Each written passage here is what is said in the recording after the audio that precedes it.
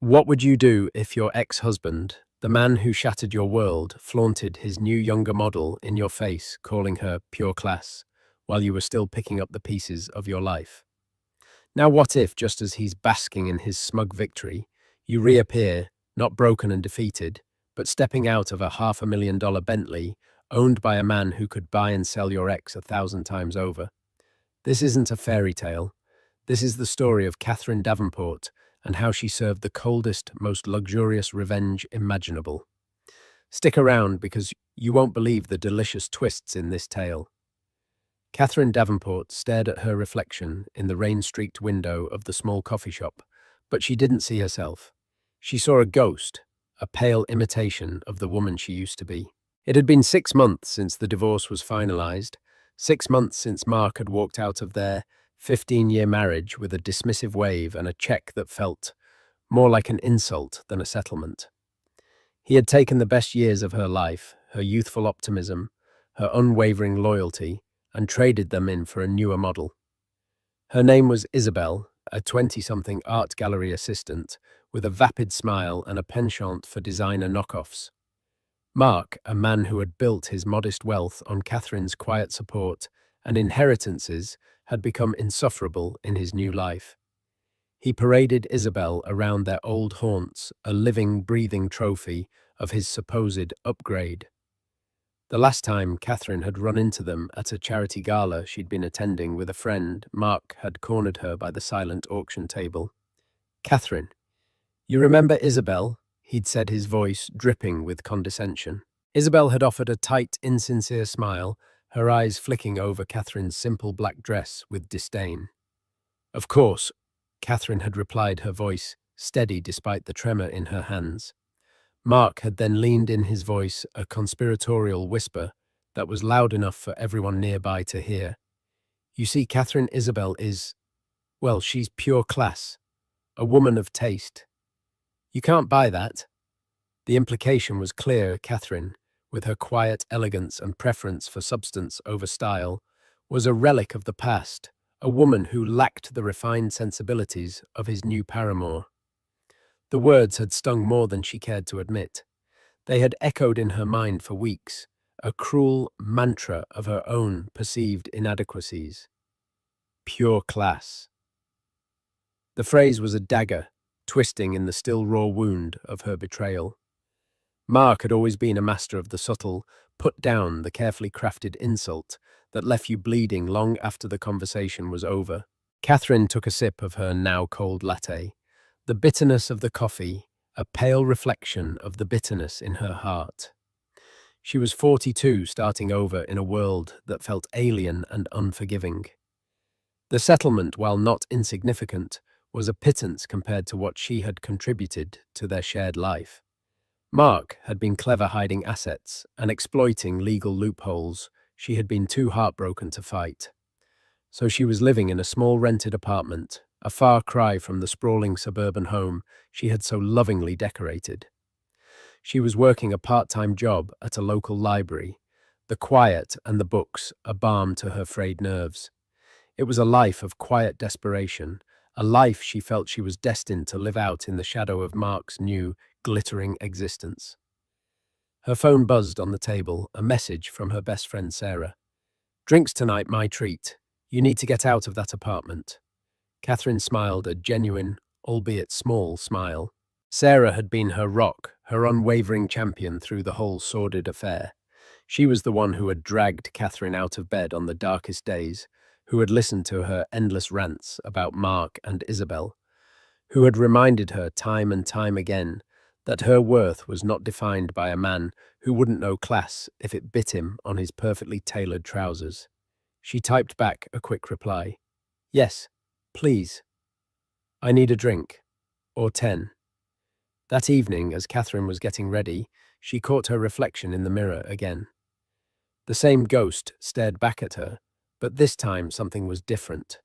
A flicker of defiance sparked in her tired eyes.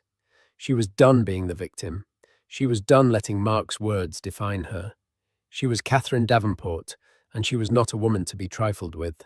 She might be down, but she was far from out. She just needed a chance, a spark to reignite the fire that Mark had tried so hard to extinguish. Little did she know that spark was about to ignite a wildfire. As she put on her favorite dress, a simple but elegant navy blue sheath that she hadn't worn in years, she felt a sliver of her old self returning. The dress was a reminder of a time before Mark, a time when she was a confident, ambitious young woman with dreams of her own. She had put those dreams on hold for him, for their family, for a life that had ultimately been a lie. No more, she whispered to her reflection. No more. She met Sarah at a chic little wine bar downtown, a place they used to frequent in their single days. The bar was buzzing with the energy of a Friday night, the air thick with laughter and conversation. For the first time in a long time, Catherine felt a sense of possibility, a feeling that her life wasn't over, that it was just beginning. "You look different," Sarah said, her eyes wide with surprise as Catherine slid into the booth. "In a good way, a very good way." "I feel different," Catherine replied, a genuine smile gracing her lips. "I'm done mourning the past. It's time to start living for the future." They ordered a bottle of expensive champagne, a celebration of Catherine's newfound resolve. As they clinked their glasses, Catherine felt a sense of liberation, a feeling that she was finally breaking free from the shackles of her past. The night was young, and for the first time in a very long time, so was she. 2 months later, Catherine was a different woman. The quiet librarian had been replaced by a confident, radiant version of herself. She had taken a course in art history, a passion she had long suppressed, and had started volunteering at a local art gallery. The work was unpaid, but it was fulfilling in a way her old life had never been. She was surrounded by beauty, by history, by people who appreciated her intellect and her passion. One rainy Tuesday afternoon, as Catherine was cataloguing a new collection of modern sculptures, a man walked into the gallery. He was tall, with a rugged, handsome face and eyes the colour of a stormy sea. He was dressed in a bespoke suit that probably cost more than her car, but he wore it with an air of casual indifference. He moved with a quiet confidence that was both intimidating and alluring. He introduced himself as Damien Sterling, a name that meant nothing to Catherine at the time. He had a keen eye for art, and they spent the next hour discussing the sculptures, their conversation flowing as easily as if they had known each other for years. He was intelligent, witty, and surprisingly down to earth for someone who exuded such an aura of wealth and power. When he left, he handed her his card. "If you ever want to discuss art over dinner, give me a call," he said, his voice a low, rumbling baritone that sent a shiver down her spine. Catherine had stared at the card for a long time after he left. Damien Sterling, CEO of Sterling Industries. A quick Google search had revealed that he was not just a successful businessman, he was a billionaire, a titan of industry, a man whose name was synonymous with power and influence. She had almost thrown the card away, convinced that a man like him would have no real interest in a woman like her. But then she remembered her promise to herself, her vow to embrace life and its possibilities. So she had called him. Their first date had been a whirlwind of luxury she could have only dreamed of. A private helicopter ride to a Michelin-starred restaurant on a secluded island, a moonlit walk on a private beach, a conversation that delved into their deepest hopes and fears. Damien was nothing like the arrogant, self-obsessed men she had encountered in her previous life. He was kind, compassionate, and genuinely interested in her thoughts and opinions. He saw her, truly saw her, in a way that Mark never had. Their relationship had blossomed quickly, a whirlwind romance that felt both surreal and incredibly real. Damien treated her like a queen, showering her with affection and gifts, but it was his genuine care and respect that had truly won her over. He had helped her heal, helped her rediscover the woman she was always meant to be. Which brought her to this moment, sitting in the passenger seat of Damien's Bentley Mulsanne, a car that was the epitome of luxury and class. They were on their way to a charity auction, the very same one where Mark had delivered his cruelest blow. Catherine was nervous, her hands clasped tightly in her lap. "You okay, Damien?" asked his hand covering hers. "I'm fine," she lied, a nervous smile playing on her lips. "Just a lot of memories. You don't have to do this, he said, his voice soft and reassuring. "We can go somewhere else." "No," she said, her voice firm. "I need to do this. For me." He squeezed her hand. "Then I'll be right there with you." The Bentley pulled up to the grand entrance of the hotel where the auction was being held. A valet rushed to open the door, his eyes widening in awe at the sight of the magnificent car. As Damien stepped out, a hush fell over the crowd of paparazzi and onlookers. He was a man who commanded attention without even trying. Then he turned and offered his hand to Catherine. She took a deep breath and stepped out of the car, her heart pounding in her chest. She was wearing a stunning floor-length emerald green gown that Damien had insisted on buying for her, a diamond necklace glittering at her throat. She looked and felt like a movie star. And then she saw them. Mark and Isabel standing near the entrance, their jaws practically on the floor. Mark was staring at her, his face a mask of disbelief and shock. Isabel's perfectly made-up face was contorted in an ugly sneer of jealousy and rage. Catherine met Mark's gaze, a small knowing smile playing on her lips. She didn't have to say a word. The Bentley, the dress, the man by her side, they said it all. She was no longer the broken, pathetic woman he had discarded. She was a phoenix risen from the ashes of their marriage, more beautiful and powerful than ever before. As Damien wrapped his arm around her waist and guided her towards the entrance, Catherine couldn't help but savor the moment. This was not about revenge. Not really. It was about redemption. It was about reclaiming her power, her self-worth, her life. And as she walked past her ex-husband, leaving him standing there in stunned silence, she knew with absolute certainty that the best was yet to come. The look on his face was worth more than any settlement, more than any apology. It was the look of a man who had just realized he had made the biggest mistake of his life. The charity auction was a blur of champagne, polite conversation, and the clinking of glasses. Catherine moved through the opulent ballroom on Damien's arm, a vision of elegance and grace. She was aware of the whispers that followed them, the curious glances from people who recognized Damien and were no doubt wondering about the identity of the stunning woman by his side. But for the first time in her life, she didn't care what other people thought. She was too busy enjoying the moment, basking in the warmth of Damien's affection and the intoxicating feeling of her own newfound power. She saw Mark and Isabel across the room, huddled together in a corner, their heads bent in what looked like a heated argument. Isabel was gesticulating wildly, her face a mask of fury.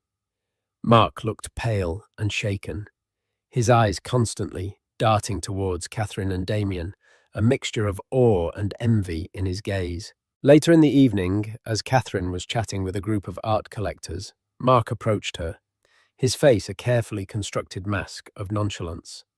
Isabel was nowhere in sight. "Catherine," he said, his voice a little too loud, a little too jovial. "You're looking... well." "I am well, Mark," she replied, her voice cool and composed.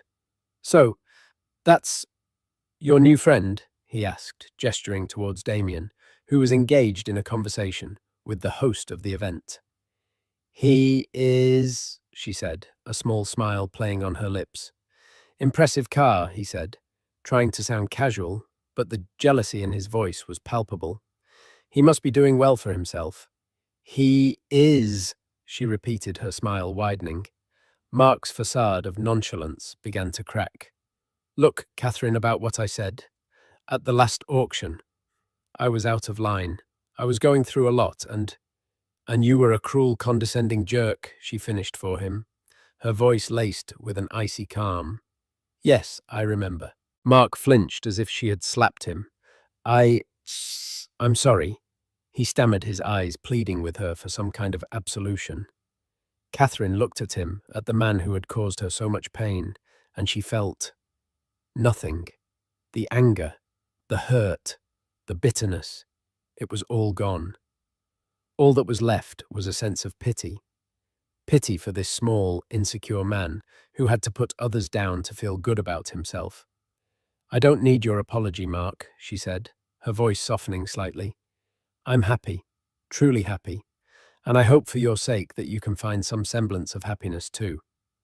With that, she turned and walked away, leaving him standing there, his apology hanging in the air like a bad smell. She found Damien by the French doors that led out to the terrace.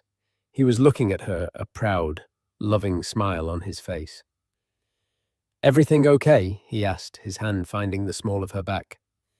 "Everything is perfect," she said, leaning her head on his shoulder. They stepped out onto the terrace, the cool night air a welcome relief from the stuffy ballroom.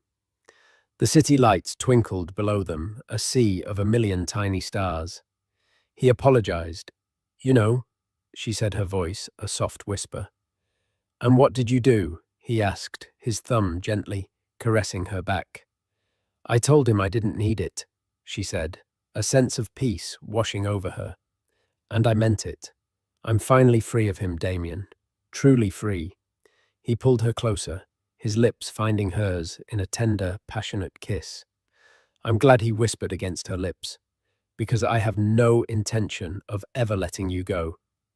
As they stood there, wrapped in each other's arms, Catherine knew that this was not just a fairy tale romance. It was real, it was deep, and it was something she had never thought she would find again. She had not just found a new love, she had found herself. And that was the greatest treasure of all. Meanwhile, inside the ballroom, Isabel had finally found Mark. Her face was a thundercloud of rage. "What was that all about?" she hissed, her voice low and venomous. "You were practically begging her for forgiveness." "I was just being polite," Mark muttered, avoiding her gaze. "Polite. You look like a pathetic puppy dog begging for scraps," she sneered. "And did you see her? That dress, that necklace, and that man. He's Damien Sterling, Mark. Do you have any idea who he is?" "I know who he is," Mark said, his voice barely a whisper. "And you just let her walk all over you?" she demanded, her voice rising in pitch. "You who told me she was a washed-up, pathetic nobody. You who told me I was the classy one. I didn't know." Mark stammered, his face pale, with a mixture of fear and humiliation. "Well, you know now," she said, her voice dripping with contempt. "And let me tell you something, Mark. You better fix this. You better find a way to get back what you lost. Because I'm not going to be the consolation prize in your pathetic little life." She turned on her heel and stormed off, leaving Mark alone in the middle of the crowded ballroom, his world crumbling around him. He had thought he had it all: the beautiful young mistress, the successful business, the life of luxury he had always craved. But in one single evening, it had all turned to dust. He had lost Catherine, the one person who had truly loved him, and he had gained what? A shallow, materialistic woman who would leave him the moment a better offer came along. He looked across the room at Catherine, laughing with Damien Sterling, a picture of pure, unadulterated happiness. And for the first time, he saw her not as his ex-wife, not as the woman he had discarded, but as the woman he had lost. The woman who was and always had been pure class. And in that moment, he knew with a gut-wrenching certainty that he had made the biggest mistake of his life, a mistake that would haunt him for the rest of his days. The weeks that followed the charity auction unfolded like a dream Catherine had forgotten she was capable of having. Life with Damien was a whirlwind of breathtaking experiences that systematically erased the grey monotony of her recent past. One week, they were in a private villa in Tuscany, learning to make pasta from a cheerful nonna and drinking Chianti as the sun set over rolling hills. The next, they were navigating the vibrant, chaotic souks of Marrakesh, his hand a constant, reassuring presence at the small of her back. He introduced her to a world she had only read about, a world of art, culture, and effortless luxury. He didn't just spoil her with material things. He nurtured her soul. He would listen for hours as she spoke about her rekindled passion for art history, his questions sharp and insightful. He remembered the name of her favorite sculptor, and a week later a rare monograph on the artist's work would appear on her bedside table. He celebrated her intellect, cherished her opinions, and looked at her with an adoration that made her feel like the most captivating woman in the world. For the first time since Mark's betrayal, Catherine felt whole. She felt seen, yet even in the brightest Tuscan sun, a small persistent shadow lingered. It was a faint, almost imperceptible disquiet that began as a whisper in the back of her mind. The perfection of it all felt constructed. It was too seamless, too flawless, like a movie set where every prop was perfectly placed. The doubt was a bitter aftertaste to the sweetest wine, a discordant note in a beautiful symphony. The anomalies were small at first, easily dismissed. There was the black leather briefcase he always carried, a sleek modern attaché that was always locked and never left his side. Once she'd jokingly asked what was inside State Secrets. He had simply smiled a charming but deflective smile and changed the subject. Then there were the phone calls. He would occasionally step away to take a call, his voice dropping to a low, intense murmur. She once walked onto the terrace as he was ending one, and she heard him say in a clipped, hard tone, "Just ensure the surveillance is discreet. No contact. I only need to know his patterns." He saw her, and his face instantly softened. The predatory hardness vanishing as if it had never been there. "Just a tedious business matter, my love," he'd said, kissing her forehead. But the words surveillance and patterns echoed in her mind. Her anxiety began to crystallize around his past. He spoke of his success in broad strokes of building his empire from nothing, but the specific details were always vague. When she asked about his family, his childhood, or his life before he became Damien Sterling, titan of industry, he would offer beautifully articulated, but ultimately empty anecdotes. He was a master of turning a conversation, of making her feel cherished and heard while revealing nothing of substance about himself. She felt a familiar, sickening lurch of fear. Was she being a fool again? Was her desperation for love making her blind? She confided in Sarah over lunch one afternoon, laying out her fears like a hand of losing cards. "So, he's private and has a mysterious briefcase," Sarah said, arching a skeptical eyebrow. "Catherine, the man is a billionaire. They're not exactly open books. You're happy for the first time in years. Don't let the ghost of that monster Mark poison this. Maybe just trust that this is real." Catherine wanted to believe her. She tried to force the doubts down, labeling them as post-traumatic paranoia. But she couldn't shake the feeling that she was a character in a play, and she was the only one who hadn't read the script. The feeling that his arrival in her life at that exact moment at that specific gallery was too perfect a coincidence. The breaking point came on a Tuesday evening. They were dining in his penthouse, a stunning duplex that seemed to float above the city lights. A private chef had prepared a spectacular meal. The wine was exquisite, and the jazz playing softly in the background was an embodiment of sophisticated romance. It was perfect, and the perfection was suffocating her. She looked at him across the table, at this handsome, brilliant, attentive man who had rescued her from the ashes of her life. Her heart ached with love for him and with the terrifying fear that none of it was real. Her hands trembled as she put her fork down. "Damien," she began, her voice barely a whisper, yet it cut through the soft music like a shard of glass. "I have to ask you something." He immediately gave her his full attention, his brow furrowed with concern. "Anything, Catherine. You know that." "This," she said, gesturing vaguely at the opulent room at their life. "Us. It has been the most wonderful period of my life." Her voice broke slightly. "But it feels like a fairy tale. And I've learnt the hard way that fairy tales aren't real. I need to know the truth. Why me? Of all the women in the world, why did you walk into that specific gallery on that specific day and choose me?" A profound stillness fell over him. The charming smile, the relaxed confidence, it all fell away, replaced by an expression of deep, soul-crushing weariness. He looked like a man who had finally reached the end of a very long and painful road. He stared at her for a long moment, his stormy eyes filled with a galaxy of emotions she couldn't decipher. I was hoping, he said, his voice raspy with regret, that I would never have to answer that question, or that, by the time you asked it, it wouldn't matter anymore. He rose from the table and walked to the floor-to-ceiling windows, his back to her as he gazed down at the glittering city below. When he finally spoke, his voice was heavy, each word weighted with the burden of 2 decades. I didn't find you by chance, Catherine. There was no coincidence. I sought you out. The blood drained from her face. The floor seemed to drop away beneath her. What do you mean? He turned to face her, his expression raw with a pain that mirrored the sudden agonizing bloom of her own. I mean that I knew your ex-husband. I knew Mark Davenport long before you ever did. He began to talk, and the story that spilled from him was one of profound friendship and the bitterest betrayal. They had grown up in the same working-class neighborhood, two ambitious boys with dreams far bigger than their surroundings. Damien was the visionary, the genius coder.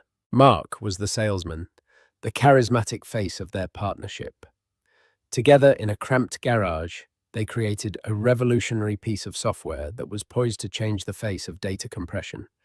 They were on the verge of securing their first round of major funding. He was my brother, Damien, said his voice thick with the memory of a ghost. I trusted him with my life, with my future. But Mark's ambition was a cancer. He secretly negotiated a side deal, sold their proprietary code to a major corporation for a fraction of its worth, and filed a patent under his own name just days before the sale. He took the money and vanished, leaving Damien with a mountain of debt, a lawsuit from their initial investors, and a heart so thoroughly broken it would take 20 years to mend. He didn't just steal my work, Catherine. He stole my identity. He erased me from my own story. I lost everything. He walked back towards her, his eyes blazing with the cold fire of a long-nurtured grudge. So, I rebuilt. I worked 20-hour days, fueled by coffee and rage, and every success, every dollar I made was just a means to an end. The end was always Mark. I promised myself that one day I would be so powerful that I could crush him without a second thought. And then 6 months ago, I was reading a financial journal, and there was a small piece on up-and-coming real estate moguls, and I saw his name, and next to it, in an article about his recent messy divorce, there was a picture of you. He knelt before her, taking her cold, trembling hands in his. I saw the pain in your eyes. It was the same look I saw in my own reflection in that empty garage all those years ago. It was the look of betrayal, and in that moment, a plan was born. A cruel, perfect, vengeful plan. A plan she whispered the words like acid on her tongue. To use me. Was I just a pawn, a weapon to aim at your enemy? Yes, he admitted, his honesty more painful than any lie. At first, that's all it was. I would sweep in the billionaire savior. I would give you a fairy tale life, and the sight of you on my arm, happy and radiant, would be the first turn of the screw in Mark's public humiliation. It was a cold, calculated move in a war he didn't even know was coming. He squeezed her hands, his gaze desperate pleading. But then, the unthinkable happened. The plan went wrong. I met you. I actually met you, Catherine. I listened to you talk about art with such passion. I saw your kindness, the quiet strength you carried, despite what he did to you. I saw your grace, your wit, your soul. And somewhere between discussing Renaissance sculpture and laughing over a spilled glass of wine, my cold-blooded revenge plot was hijacked by my own heart. I fell in love with you. Hopelessly. Completely. I'm not in love with Mark's ex-wife, he said, his voice cracking. I am in love with Catherine Davenport. I should have told you. God, I know I should have. But I was a coward. I was so terrified that if you knew how this all started, you'd see me as just another man who wanted to use you, and I would lose you. And losing you, That is a loss I don't think I could survive. Catherine stared at him, her mind a raging tempest. Anger warred with a gut-wrenching hurt. She had been a pawn. Her fairy tale was founded on a lie. But beneath the storm, a strange current of empathy stirred. She looked into his eyes and saw not a manipulator, but another of Mark's victims, one whose wounds were far older and deeper than her own. They were two people bound by the collateral damage of one man's insatiable greed. She pulled her hands from his and stood up, walking to the window herself. For a long moment she just breathed, watching the distant impersonal lights of the city. Mark had tried to destroy them both. He had almost succeeded. And now, fate or Damien's calculated plan had brought them together. What was she to do? Walk away and prove Mark the victor in both their stories? Or... She turned back to face him. The tears were gone, replaced by a glint of steel in her eyes that Damien had never seen before. A cold, magnificent fury. "He didn't just steal a company from you, Damien," she said, her voice low and steady. "He stole 15 years of my life. He tried to extinguish my spirit, and he almost succeeded." A slow, dangerous smile touched her lips. "You wanted to use me as a weapon. Fine, but a weapon doesn't just want to be brandished. It wants to be fought." She walked towards him, her earlier vulnerability gone, replaced by the chilling resolve of an avenging angel. "So what happens now?" she asked, her voice dropping to a conspiratorial whisper. "When does the real war begin?" Damien looked up at her, a mixture of awe and adoration on his face. This was not the end he had feared. This was a beginning he had never dared to imagine. He rose to his feet, a matching fire in his own eyes. "Now," he said, a slow, predatory smile spreading across his face. "Now we show him what real class looks like when it comes for its pound of flesh."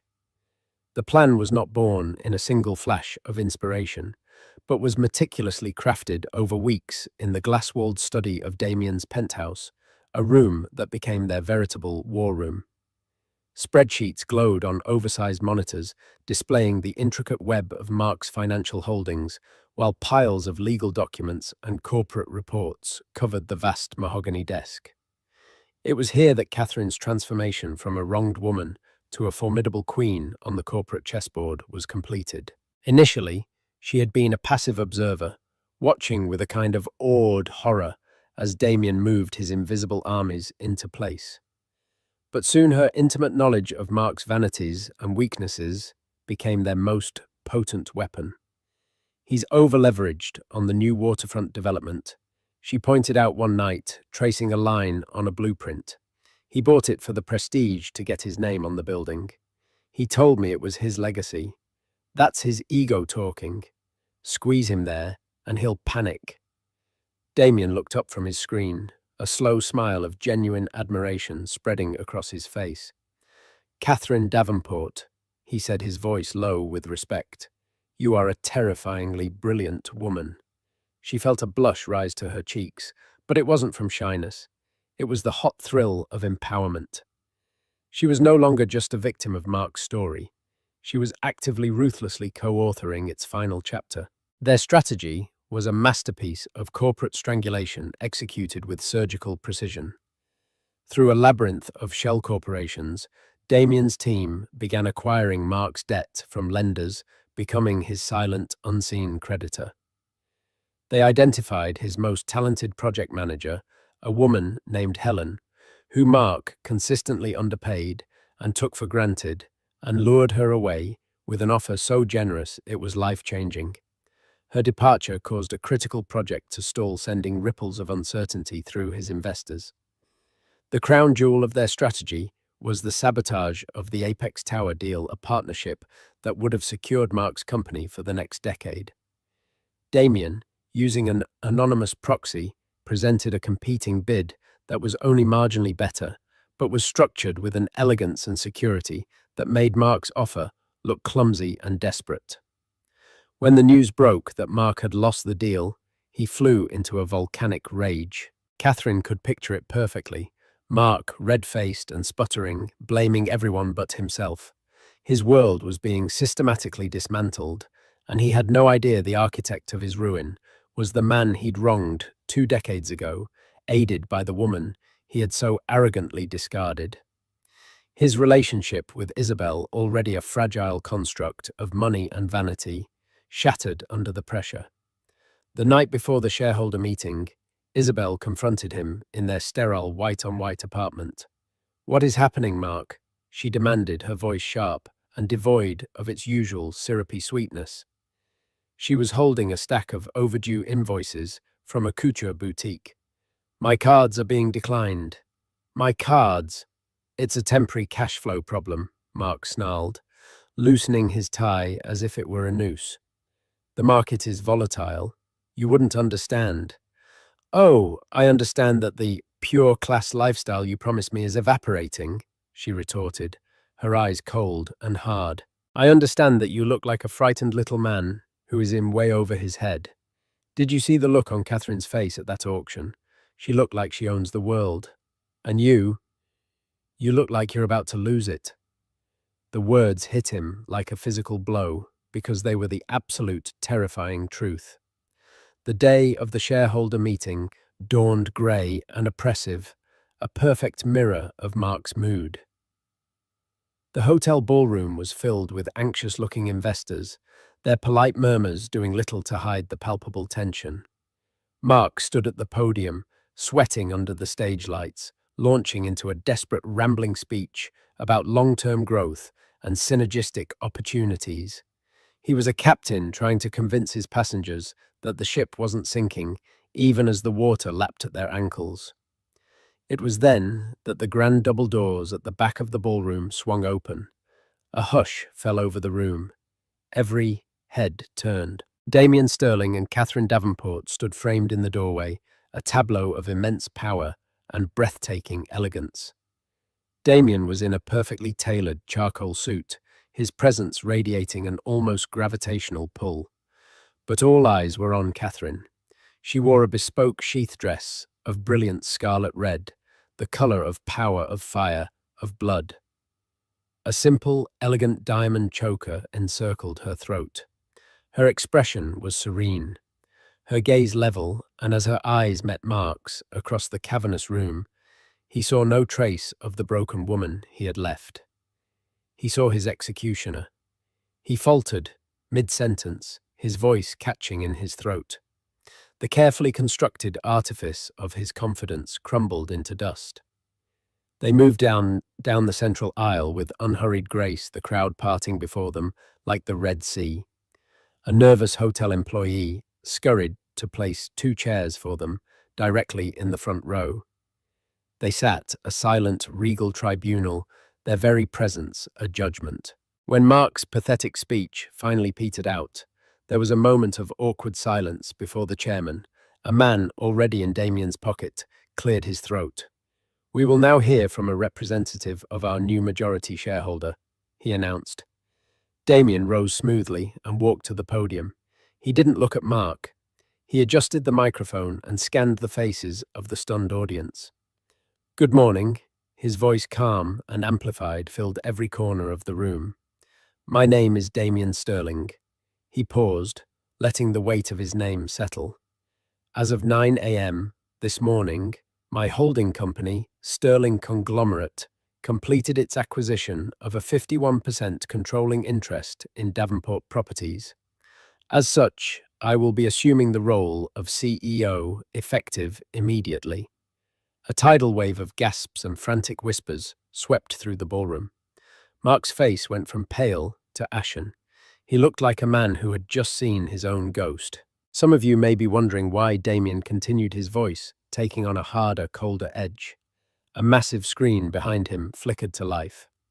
"To understand the future of this company, you must first understand its fraudulent origins." He then proceeded with the dispassionate precision of a prosecutor to lay Mark's entire life bare. An old photograph appeared on the screen, 2 young, hopeful men, Damien and Mark, standing in front of their first office. Damien narrated the story of their partnership, their shared dream.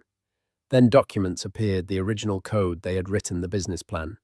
He followed it with the patent filing Mark had secretly made in his own name and the bank records showing the wire transfer from the competitor he'd sold it to. The evidence was irrefutable, a digital tombstone for Mark's career.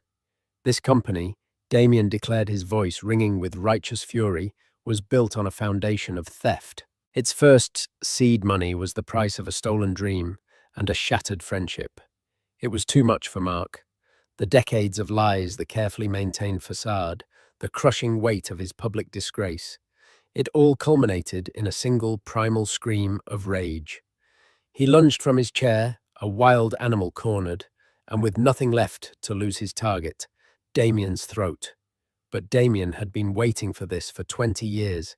He simply sidestepped a matador, avoiding a dying bull. Mark, propelled by his own momentum, stumbled past him, lost his footing on the polished stage, and crashed to the floor in a heap of expensive ruined wool. He lay there, gasping for breath, a broken, humiliated man.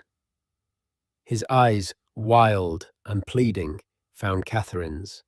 She rose from her chair and walked to the edge of the stage, looking down at him, not with hatred, but with a profound and chilling finality. She took the microphone from its stand. "I am Catherine Davenport," she said, her voice clear and steady, resonating with an authority no one in that room had ever heard from her before. "For 15 years, I was married to this man. For 15 years, I supported him. I believed in him, and I built a life with him, all while he harbored this rotten secret." Her gaze then swept the room until it landed on Isabel, who was frozen in her seat, so white, her face a mask of horror. "And you?" Catherine's voice dripped with an icy contempt that made Isabel flinch. "You who were so quick to judge me. You who were paraded around as his shining example of pure class." She let the phrase hang in the air, a poisoned dart. "True class, Isabel, isn't about the label on your dress or the price of your champagne. It's about integrity. It's about character. It's about not hitching your wagon to a hollow man built on a mountain of lies. Look at your prize now." Isabel's face crumpled. With a strangled sob, she scrambled from her chair and fled the ballroom, a blur of designer fabric and public shame. Catherine placed the microphone back on its stand. The work was done. She looked at Damien, who watched her with an expression of boundless love and awe. He offered her his hand. She took it, and together they turned their backs on the wreckage of Mark Davenport's life and walked out of the ballroom, not towards vengeance, but towards the clean, bright and limitless horizon of their future. The implosion of Mark Davenport's world was not a quiet affair. It was a deafening public spectacle. The shareholder meeting had been the lit fuse, and the resulting explosion ripped through the city's financial district with breathtaking speed. News outlets, smelling blood, descended like vultures.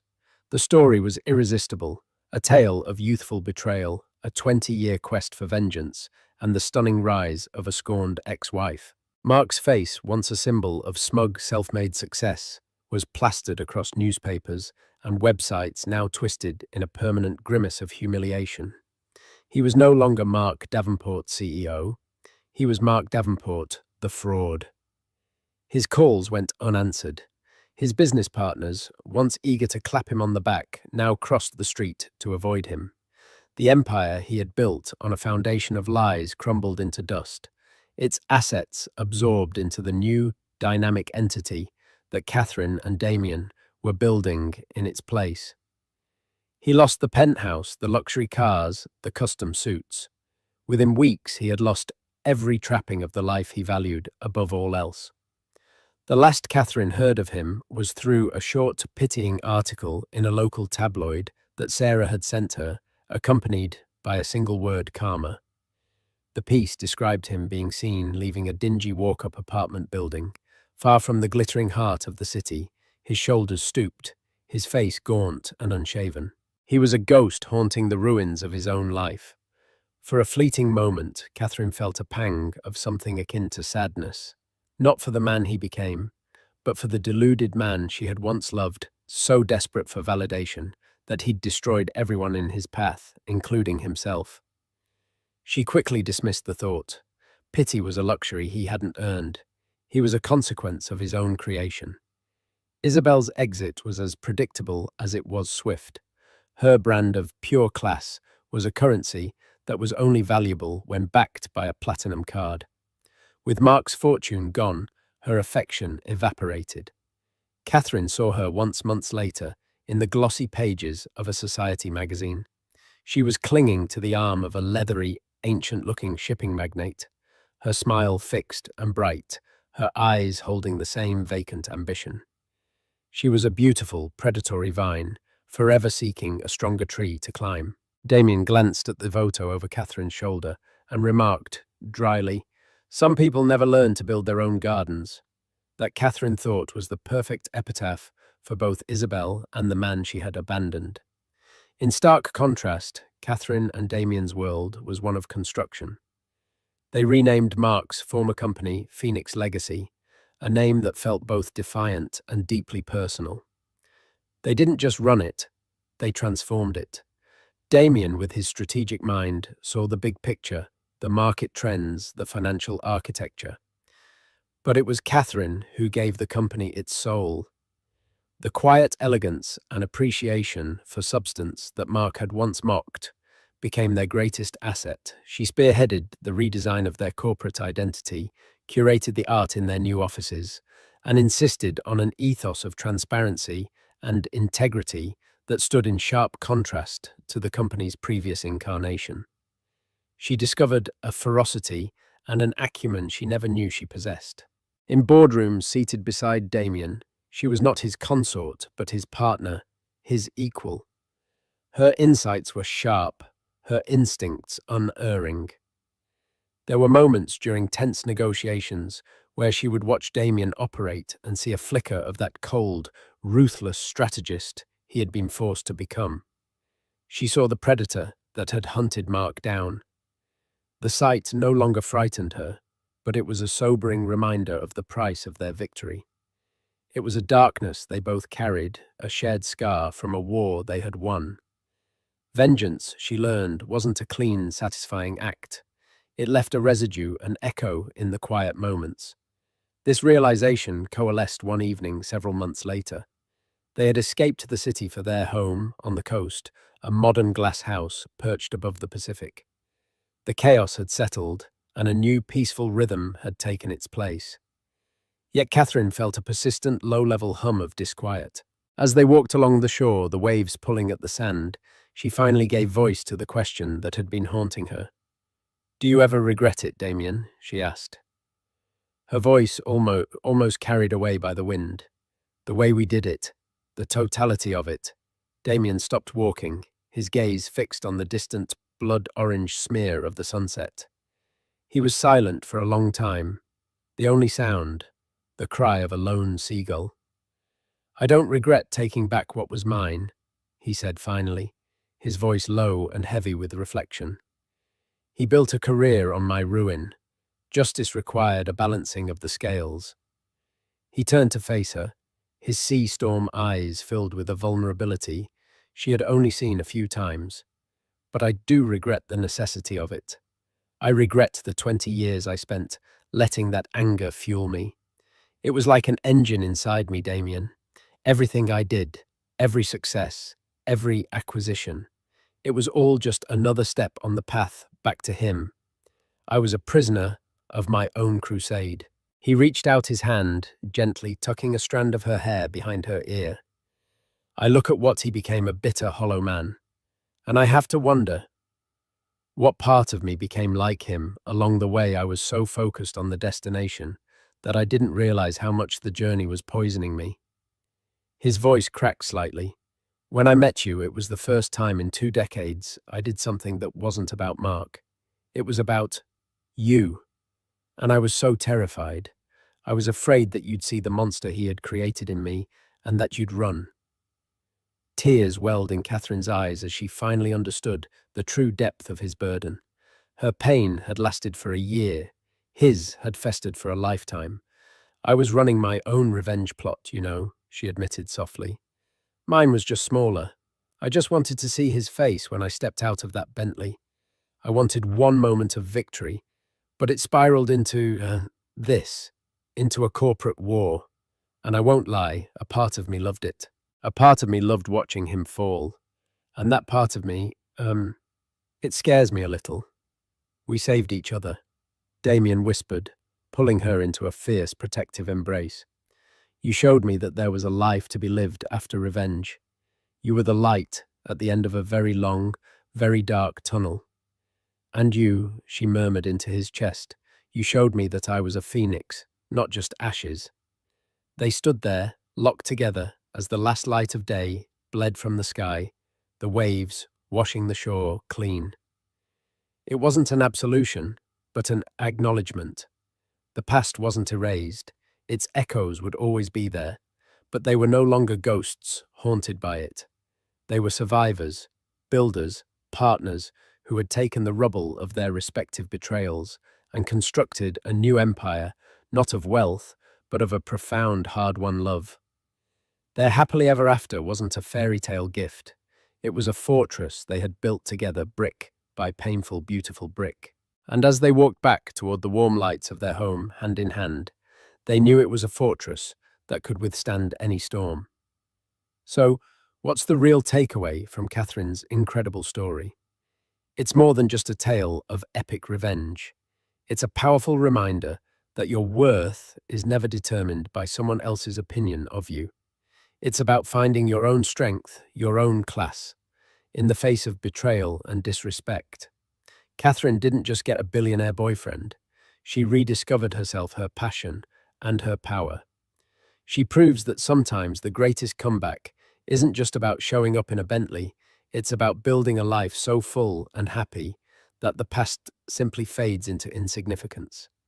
If this story of empowerment and sweet, sweet justice resonated with you, do me a huge favor. Hit that like button, share this video with someone who needs to hear it, and make sure you subscribe to the channel for more true life stories that will have you on the edge of your seat. Drop a comment below and let me know what you think Mark's life is like now.